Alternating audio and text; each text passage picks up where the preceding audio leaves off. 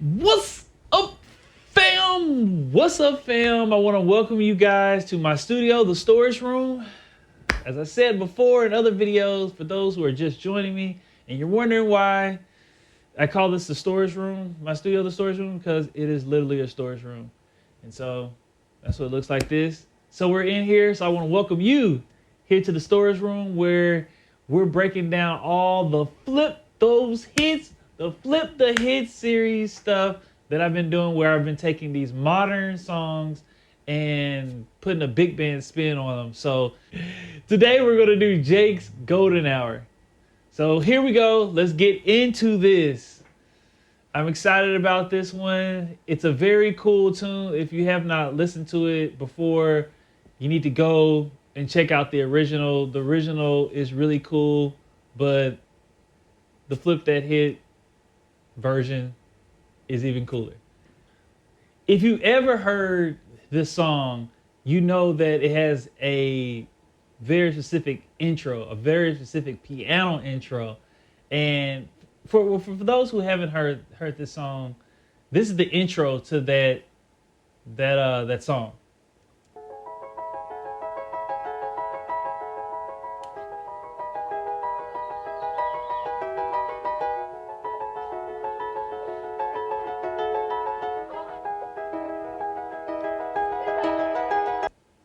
So that is the piano intro. Like, everybody knows when that song comes on and you hear that piano intro, you know it is this song. And I love those kind of moments. I love when it's like you can just turn on a tune and start listening, you know, like instantly, oh, that's this song. It has like these classic intros.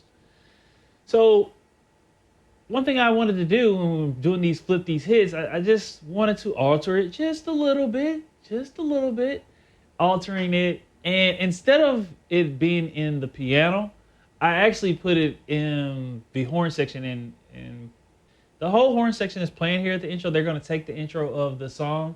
And so this is what I mean. You remember hearing that piano part. And so now this is what I did with, I had the saxophones play it. So it sounds like this.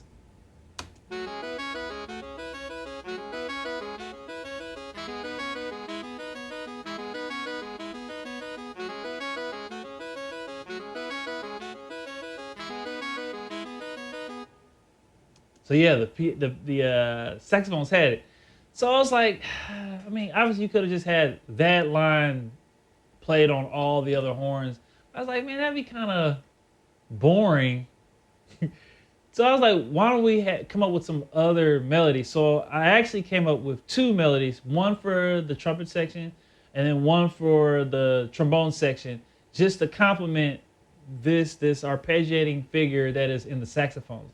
So here I'm gonna play those two. I'm gonna play first the trombone line. Here's a little bit of the trombone line melody.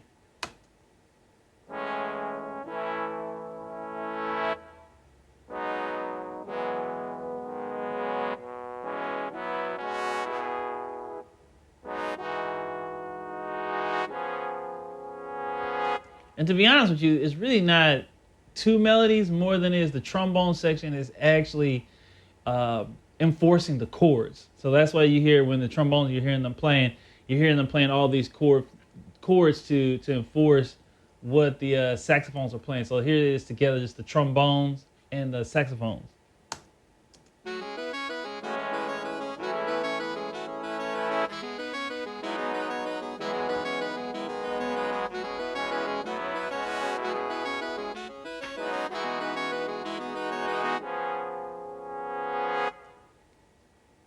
And you gotta have the trumpets in there. So I added with the trumpets. That's where I added this melody. So I was like, well, what's a melody that's? I didn't want to take something that was from the song. I just wanted to create a whole new melody, and this is what I came up with.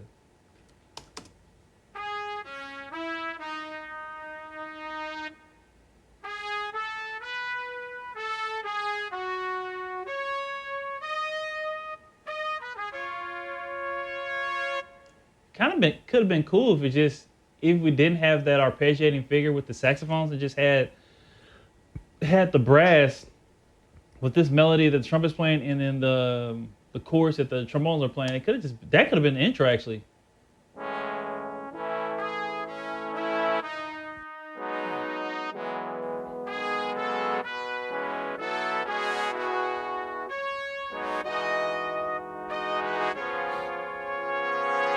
which sounds very cool, but you know, you want to go to have a little bit of what the original had in there, which is that arpeggiating figure. So it's all together, it sounds just like this.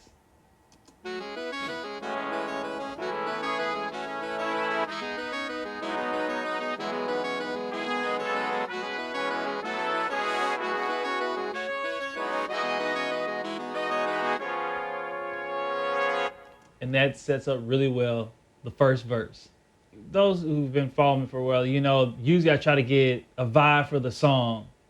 But, you know, that intro was so, like, everybody knows that intro. When you hear the song, you know, it's like, oh, that's that song. And it's become kind of a thing. Even people just play it on piano without the melody and stuff. And so I just thought that's really where I actually really started with this. And so when I came to this first verse, and as you know from other videos too, for those who have seen it, it's just when I'm doing these arranging, I want to cause these scene changes. And a good one to have is from this intro to this verse. But I'm like, hey, what can I establish to make it like, okay, this is very, very cool, and that has a signature just like the intro. You know, like we were talking about in the original record. The signature is that piano part. He's playing that thing. It's like, whoa. And I'm like, okay, well, what can we have that does that same thing after the horn intro? And I came up with the coolest bass line ever. It is this, and this is gonna go on that first verse. So I just let you listen to the bass a little bit by itself. Okay.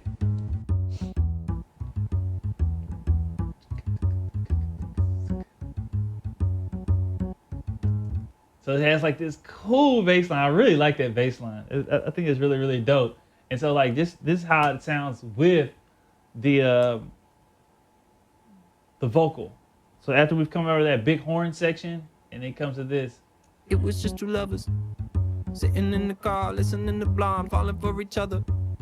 Thinking orange skies, feeling super childish, no Donald Glover. Missed call from my mother. Like, where you at tonight? Got no alibi. I was all alone with the love. It just keeps going. Like, it's like, just keep that going. I mean, it's such a dope bass line. I'm like, you might as well just keep it going. There are times where I like to have each section have its own identity, but when musically it doesn't make sense, you know, just keep the same thing going. And what you can do is add other elements to make it sound a little better or feel a little better. And that's what I did. I actually added the drum. The drums come in to just help that groove to make it a deeper pocket. So here I'm gonna start once again from the verse, and it's gonna go into the pre-chorus where the drums come in. It was just two lovers sitting in the car, listening to Blonde, falling for each other. Thinking orange skies, feeling super childish, no Donald Glover. Missed call from my mother.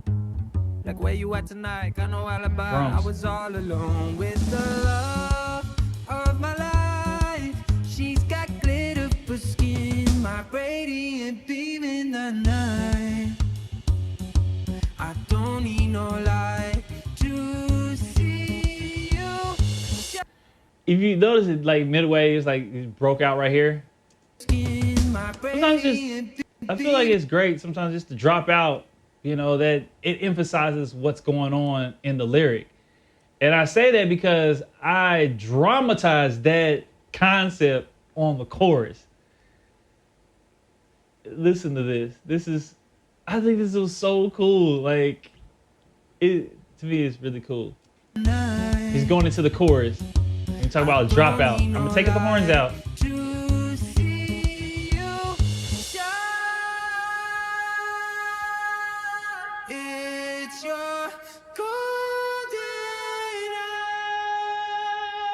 But just on that shine part, I'm like, okay, it really just shines. I mean, I guess it is a play on the words, but you know me, I'm not gonna just have it drop out and have nothing else going on right there. So of course, you know, I had the horns coming in on that, and actually I had the horns coming in a section before it. Here, I'm gonna unmute the horns, and you can hear how they're supporting on that pre-chorus. I mean, yeah, the pre-chorus after the first verse. Here's the verse. Missed call from my mother. Like where you at tonight, got no alibi. Just have the trombones coming in. With the love of my life, she's got glitter for skin, my radiant beam in the night. I don't need no light to see you. And before I get to this this shine part, this chorus, I just wanted to point out that I like to, if I can, stay out of the way of the vocal. I mean, I feel like that is a important rule to have, to stay out. Either you're gonna do, you have two things that you can happen where you can play something while the vocal's going on. I usually typically pick, well, not two things while the vocal's going on, but while the vocal's on, I usually do like a supporting line. So I may do the exact same phrasing them and have the horns play it with them, play it with whoever's the singer. That way it enhances rather than having some complicated line on top of the lyric. And especially so early. I mean, this is just the first pre-chorus. But the great thing about this particular melody, there are a lot of places that you can put little musical ideas into it. So you can hear that what I did with just the trumpets and stuff during some of the pauses, or in the brass section. So listen to this. So that's supporting the melody. See, I had that trombone line come in after he said his line. I had the trumpets first support him. So here's the trumpet supporting him. And the trombones answer, they have that little musical idea after that in between where he's not singing. I don't need no light to see. And this is the drop off of all drop offs, if I have to say. So to really understand what I mean by this, you have to really you have to know. I wonder if I actually have the chord changes from the original record. I think this is it. Here's on the chorus, the chord changes from the original record.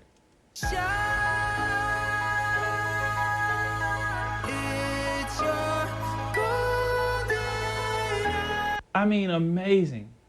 Amazing. But I just wanted to take it a little further. And so I reharm this chorus to, I don't know, to dramatize it a little bit more. Here, I'll let you listen to it.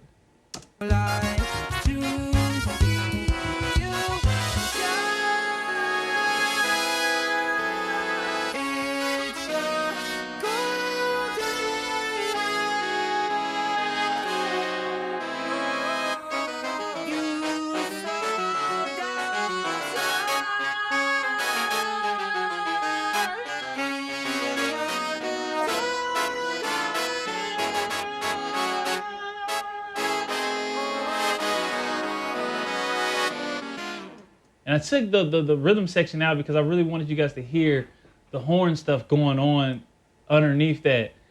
Like I said, man, this melody is so great. It just leaves you a lot of room to do some extra stuff that typically you wouldn't be able to do because lyrics are going on. Melody has a lot of notes in it, but this one, not a lot of lyrics. Also, there's not a lot of notes. He's holding a lot of time, so it's just. He's long. Just holding. And that way you can add your stuff in there. Because like I said before, like, you know, the rule that I'm using is just like I try not to distract from the lead vocal. The lead vocal is the most important thing. And so when the lead vocal has like these longer notes, I'm like, okay, well, maybe I'll add some extra stuff in here. And so here it is without even the vocal on this chorus, this first drop down part. You can hear that. I think that this song is originally in E, and I think that this is for the theory people out there that I think the changes are going. I kind of don't remember honestly what the changes are. But I think it's just 1 6. there may be a 4 and a 2, I think, in there. I think those are the changes. The E major chord, C sharp minor, A major, and then there's F sharp minor. I don't remember, but I changed the chords, and now this is the first chord is like a D sharp half diminished. Actually, it has even a little bit more extensions than that, and it goes like the G sharp, sharp 9, sharp 5 to a C sharp major. I mean, it's crazy. Like this is the change that I went for.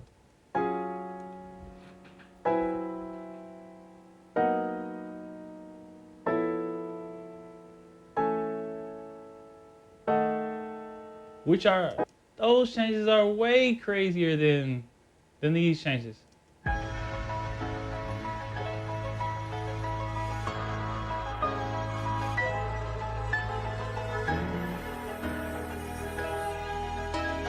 Oh man, geez, I just realized that they're just going like 4 to 1. So it's just A to E. And I put so many extra changes in there. And I put all those changes into the horn part. So like when that horn drops to the chorus,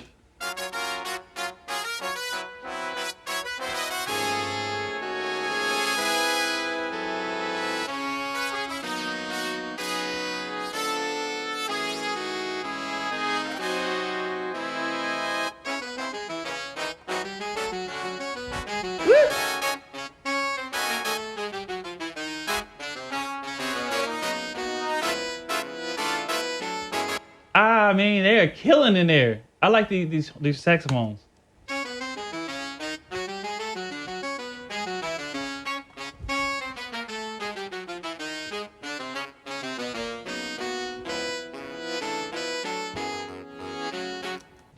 Woo!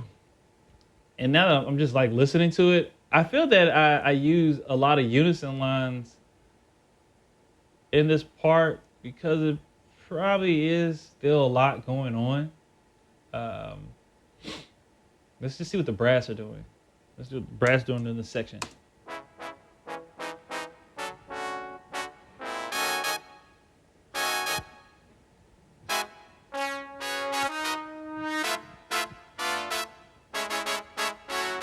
Even right there, I tell like I did the concept that I was talking about, like enforcing the vocals. So it's like the trombones picked up a little bit of part of their melody. This, and they come out of it just to support a little bit. Probably because, let's see what the saxophones are doing during that section. Yeah, so for me, I was like, okay, it may be important to reinforce that melody right there, even though it's just a simple, easy melody, and they could, the singer can sing it. But to reinforce it, because you got this crazy saxophone line going under it, this chromatic kind of, like you got all that going under. So it's like, okay, let me add the stuff back into it. Also, one thing that happens during this the second half of the chorus, I bring the rhythm section back in. So just like, I wanted to have this huge scene change when it's like we have this cool groove, happening, and then this drop in the first chorus, and then you'll hear the drums come back in. Here's the verse, or pre-chorus, sorry. Chorus drop, the drop, big drop.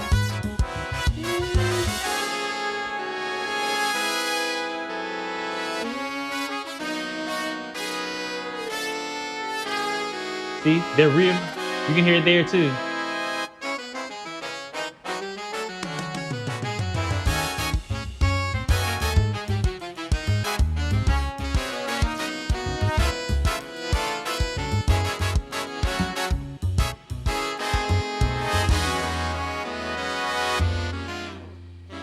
And you can hear it again right here with the reinforcing of the melody.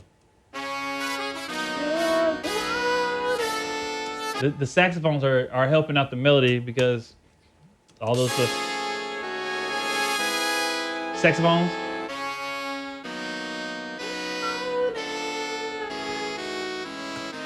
See, I'll show you. This is what I mean by this. It's helping out the melody. Here.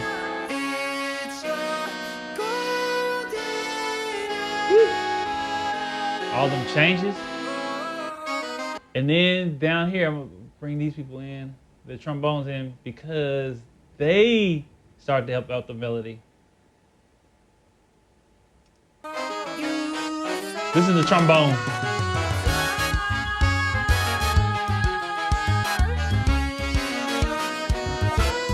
Just so that he can really nail that first note. And they come out after that. Whew. It's so much great stuff that's happening. So let me just keep going. Whew.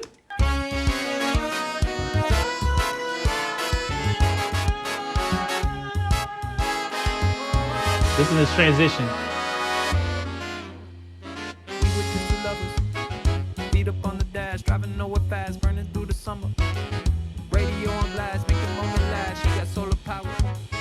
Minutes feel like hours. She knew she was the baddest. Can you even imagine falling like I did? Now, one thing you can hear, and I'm hearing too, that concept that I was telling you guys about, where it's like, hey, try not to have too much stuff going on when the melody's going. But he's kind of the sing-songy rapping right now.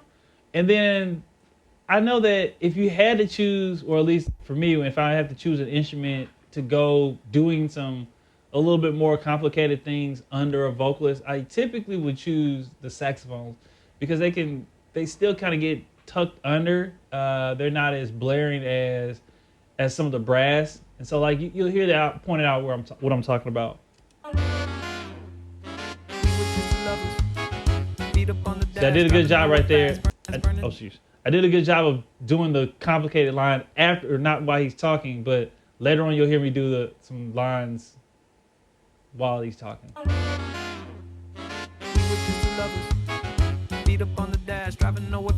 Answering them.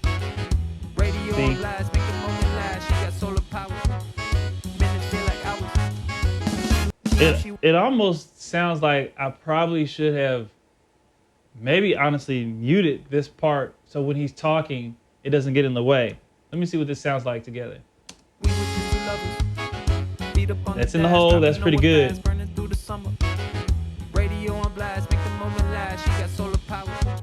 Actually, that's pretty... See, it's still, like, this thing is still evolving. That's actually pretty dope. And then just bring them back. I'm going to do this. That's pretty...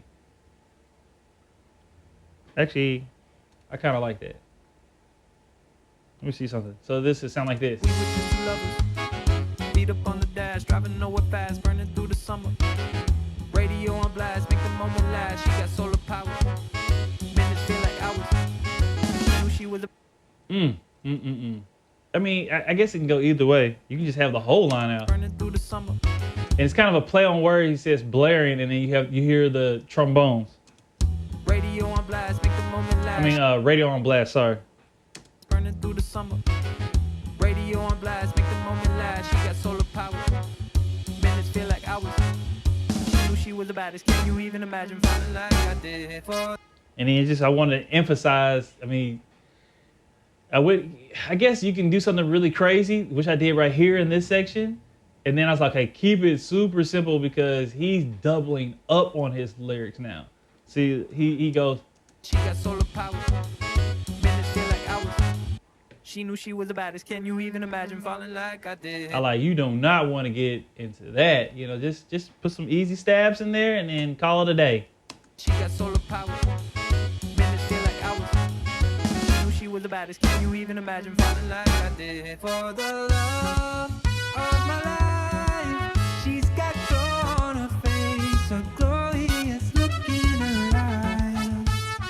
That was a whole bunch of just enhancing. So I know I'm stopping a lot, and I know y'all feel it. You just like, man, just let the thing roll, let it roll. Well, if you want to hear just it straight down, my other video has it playing, and I'm actually playing piano on it. So you can go to that video, try to find it, or just find it and just look up, Flip That Hit, Jvke, Golden Hour, and you'll find it.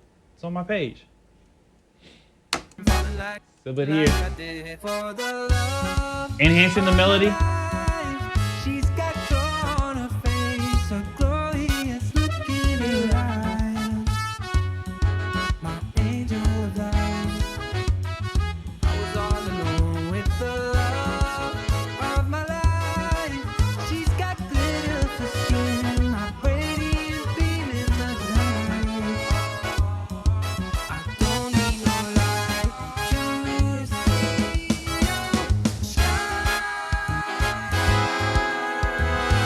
And now you can really hear those reharm chords on this chorus. But I'm gonna go back a little bit to this pre-chorus. I wanted to use this moment to ramp up a little bit faster than sometimes I usually do, because it's like, okay, I'm gonna get to this chorus drop. You know, like they had the first chorus drop. It's just so good. Like with just the reharms, it's just that chorus just, I don't know, it does something to me. So here's what I did in the horn section. Pretty much on this whole tune, the rhythm section is just staying groovy. It's just like, and it's just, I feel like that's why I did so much in the horns, giving them a little bit more freedom, and just having the rhythm section just groove me. Don't play anything else, just groove me. So here's that pre-chorus though, of just letting you listen to all the horns.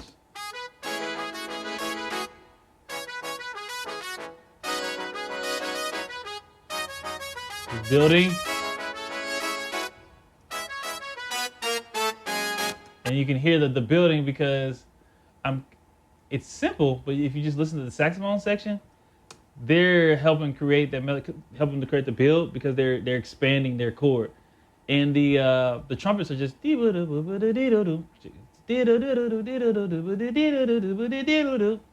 just kind of doing this little rhythmic feel thing here.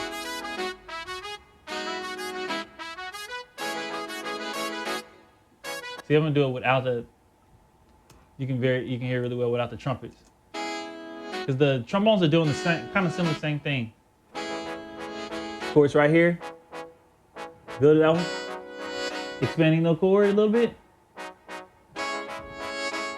and you can hear it expanding because the alto one part is playing, keeps going higher and higher. Listen, I'll even let you visually see it. Here's a.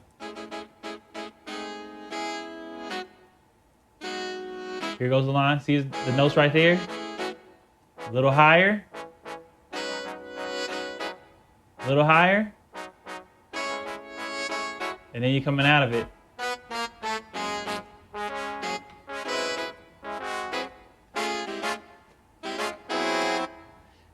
Man,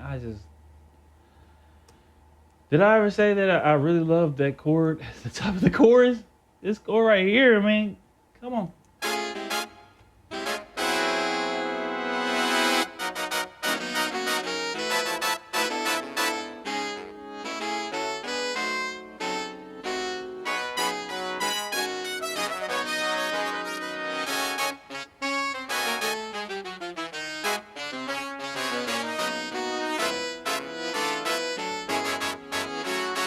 And you want to like, that's a lot going on, but it works because the melody is not a lot in the melody. So I'm gonna play the melody again. He's holding notes, long notes.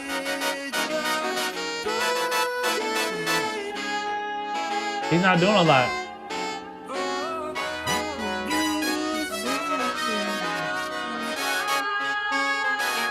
You've got all this opportunity.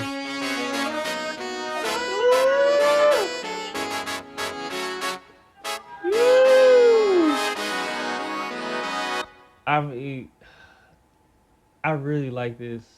This little saxophone line is crazy to me.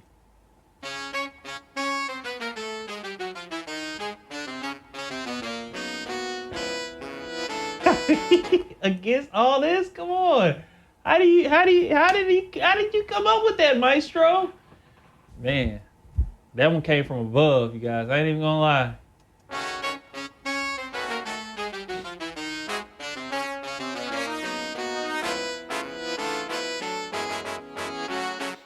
Man, I'm curious of how it sounds without the saxophones during this section. No saxophones.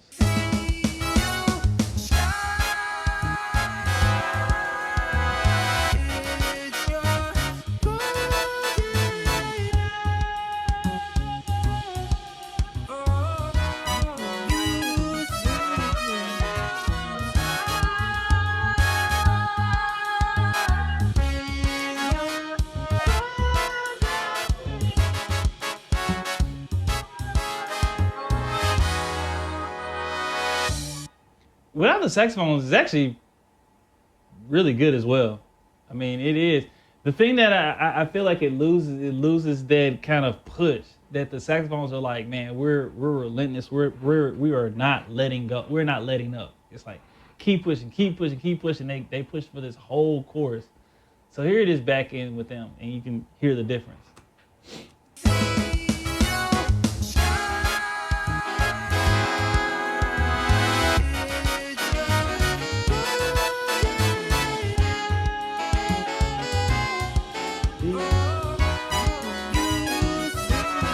The line.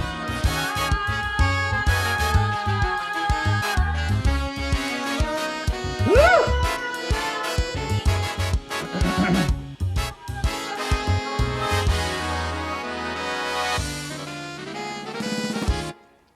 And you already know, it don't mean a thing if it ain't got that swing. If it ain't got that swing. So, you know, we're going from this cool little vibey groove, and we're just going to swing hard on it. And I gave the solo to actually the guitar player. So the guitar player is just going to blow over these changes, over the changes that are like from the chorus with the D sharp, half diminished, to the G sharp, sharp 9, sharp, all those chords with all those great extensions on it. And then, to me, it gave me an opportunity to do something that I actually really like to do, which is write background figures. I enjoy it. And background figures are basically like when you have in jazz big band and someone soloing, and you have like this accompaniment that happens. So if, in this case, the guitar player is soloing, and so like you have like these, they're not full-on melodies for you to listen over the soloist, but it's just something just to enhance or enhance that section. So we call them background figures. But it already starts off with a cool background figure, even just to go into the solo. So here's going into the solos. Listen to this chromatic line that the saxophones do to get us into the solo section.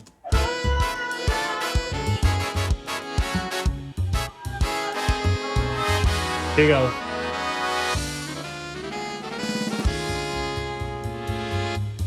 Background figure.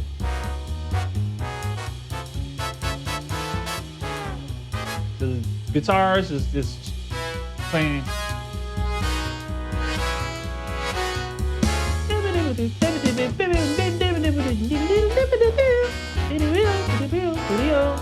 It's just soloing over all that.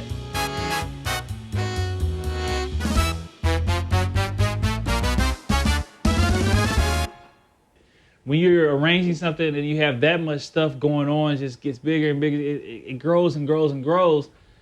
You're like, okay, where do you go from there? And I was just like, let's just break it down to a piano vocal thing at the end, and you just let that ride out. And I feel like that works very good. It just gives us all that buildup. It's like just release, you know. So here it is, the back end of this.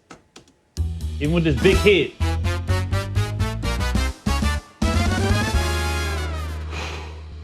Just, you can kind of almost breathe now.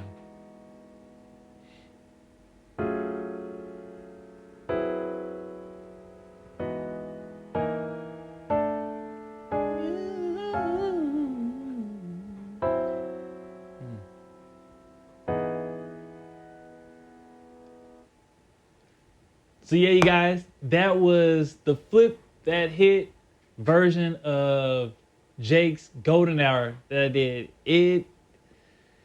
I can't say too much about the two things that I love about it was like that bass line, the bass groove, and then just the drop offs. So hopefully you guys learned a lot of things from this arrangement that I did. Like I said in other videos, if you have a specific question that you want me to answer, just ask it. I'll do my best to get you that information, because I'm doing this so you guys can learn from what I've learned over the course of my career. And so I'll leave you with this. Be more than blessed. Be a blessing.